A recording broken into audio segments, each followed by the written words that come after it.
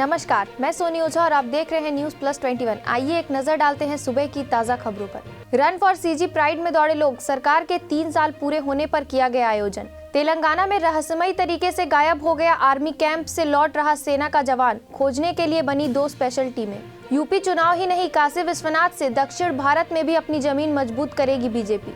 Corona काल में अनाथ हो गए 9,800 से अधिक बच्चे, बाल संरक्षण आयोग ने सुप्रीम कोर्ट को दी अहम जानकारी। देश भर में बनेंगे 21 ग्रीनफील्ड एयरपोर्ट, सरकार ने दी मंजूरी।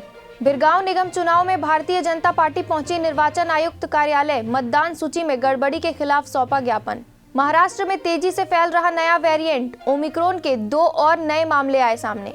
जम्मू कश्मीर आतंकी हमले पर राहुल प्रियंका गांधी ने जताया शोक। कुछ दिन राहत के बाद फिर दम घोटू होने लगी दिल्ली की हवा, आज 328 दर्ज किया गया AQI। बाराबंकी पुलिस को मिली बड़ी कामयाबी, सरकारी योजनाओं का लाभ दिलाने के बहाने ठग करने वाले 2 आरोपी गिरफ्तार। ऐसे ही देश विदेश राज्य से अपडेट रहने के लिए हमारे चैनल को लाइक और सब्सक्राइब करना ना भूलें। नोटिफिकेशन के लिए बेल आइकन जरूर दबाएं। देखते रहिए न्यूज प्लस 21, आपके हक की बात।